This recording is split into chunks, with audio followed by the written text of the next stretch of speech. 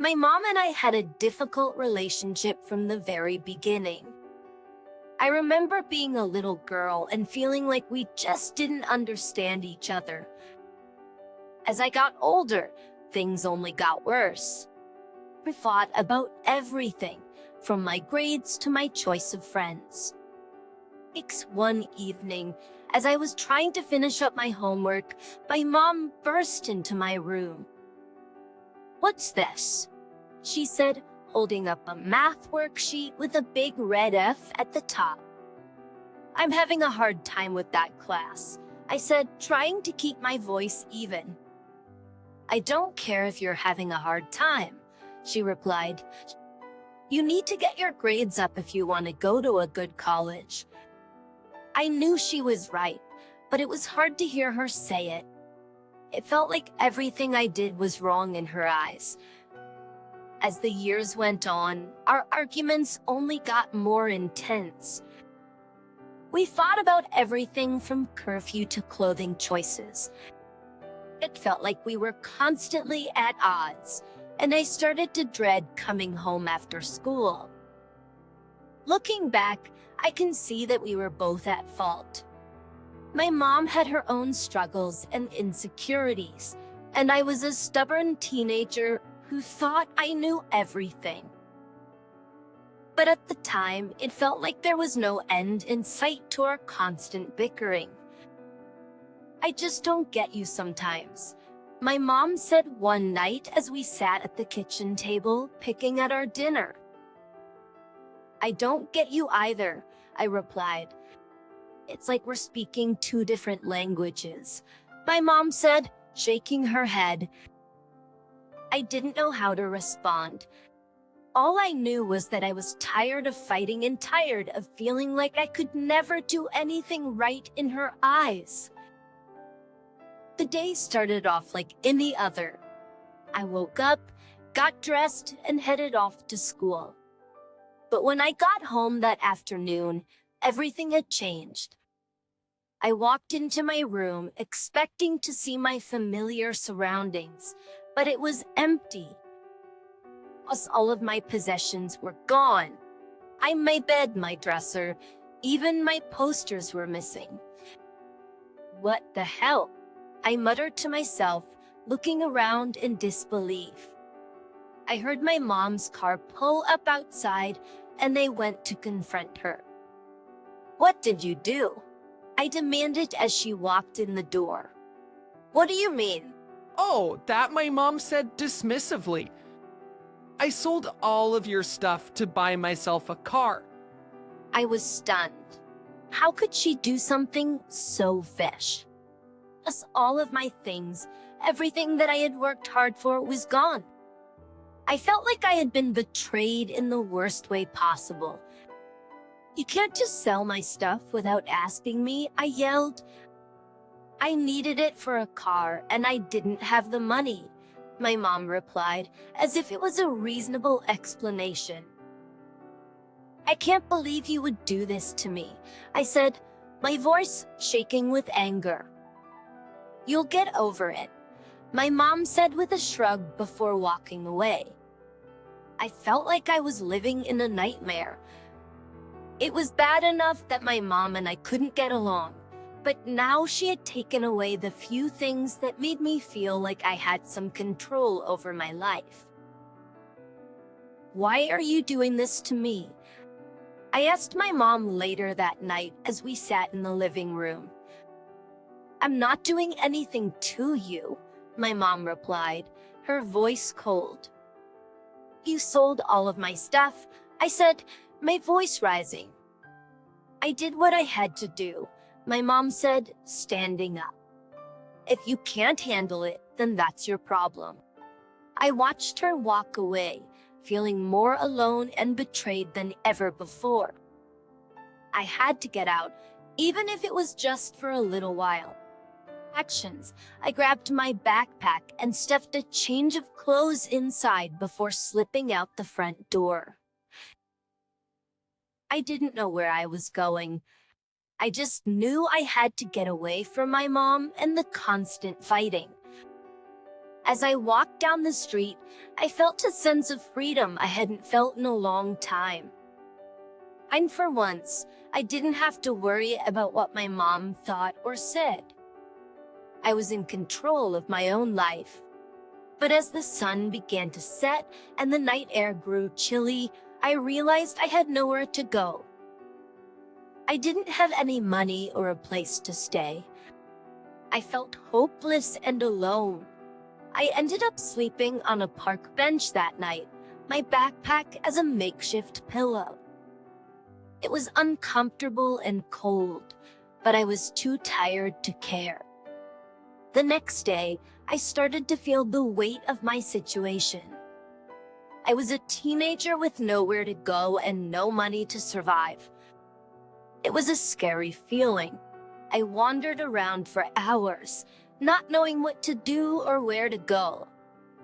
I felt lost and hopeless, but eventually I realized that I couldn't run away forever.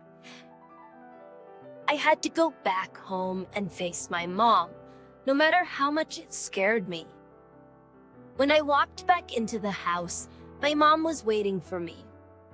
"Where have you been?" she demanded, her voice filled with anger. "I just needed some time to think," I said quietly, avoiding her gaze. "Well, you can't just run away whenever you feel like it," my mom said. "You need to face your problems head on." "I know," I said, feeling defeated. We didn't say much else that night, but I knew that things weren't going to magically get better between us. I had to take things one day at a time and try to make the best of a bad situation. After my failed attempt at running away, I knew I needed to try to make things right with my mom. We're still fighting constantly, but I didn't want to live my life in a constant state of anger and frustration. Just one day while my mom was cooking dinner, I walked into the kitchen and sat down at the table. "Mom, can we talk?" I asked hesitantly. "Sure," she said, turning off the stove and sitting down across from me. "I know we haven't been getting along lately," I began, "but I don't want to fight anymore. I want to find a way for us to get along and be a family again. But I don't want to fight with you anymore. Can we try to work things out?" I want that too, she said. "I forgive you," I said, feeling a weight lift off my shoulders. "But we need to find a way to communicate better. We can't keep fighting like this." I agree, my mom said, smiling. From that moment on, things started to get better between us. We still had our disagreements, but we were able to talk about them without shouting or getting angry. I even started to enjoy spending time with my mom again. We would go out for walks or watch movies together. It felt like we were starting to become a real family again. I'm really proud of you, my mom said one day as we sat on the couch together. "For what?" I asked, surprised. "Sorry for not giving up on us," she said, giving me a small smile.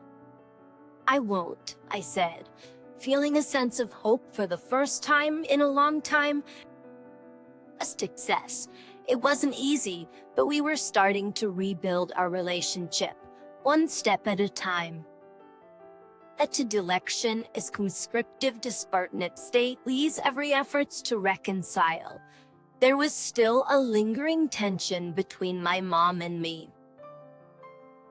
We were getting along better than before, but there was still a sense of unease whenever we were around each other. I tried my best to ignore it, but it was always there, lurking beneath the surface. One day, my mom and I were in the car together, driving to the grocery store. We were both silent, lost in our own thoughts. I know things aren't perfect between us, but I want you to know that I love you, and I'm trying my best to be a better mom to you. I love you too, Mom. For a moment, the tension between us lifted, and I felt a glimmer of hope that things could really change between us. But as the days went on, the tension returned.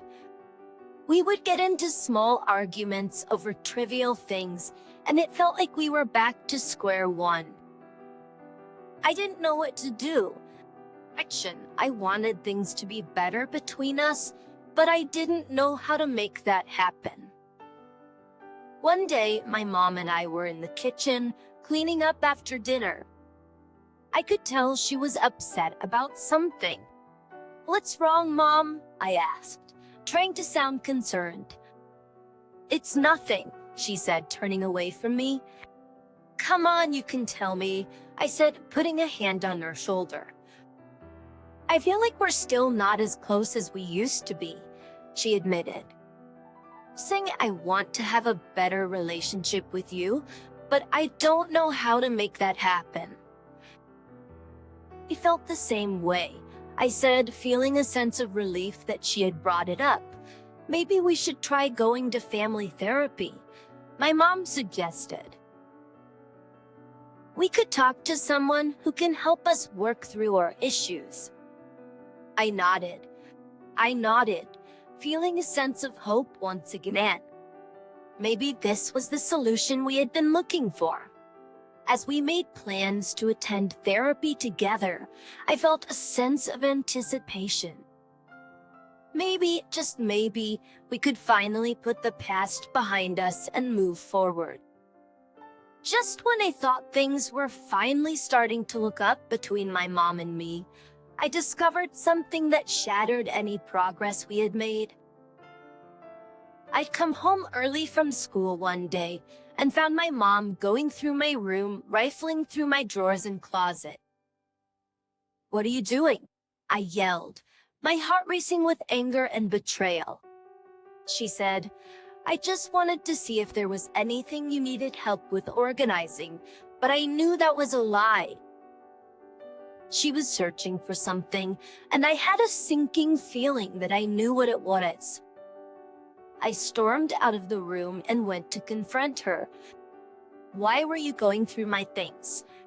I demanded, my voice shaking with anger. "Don't lie to me.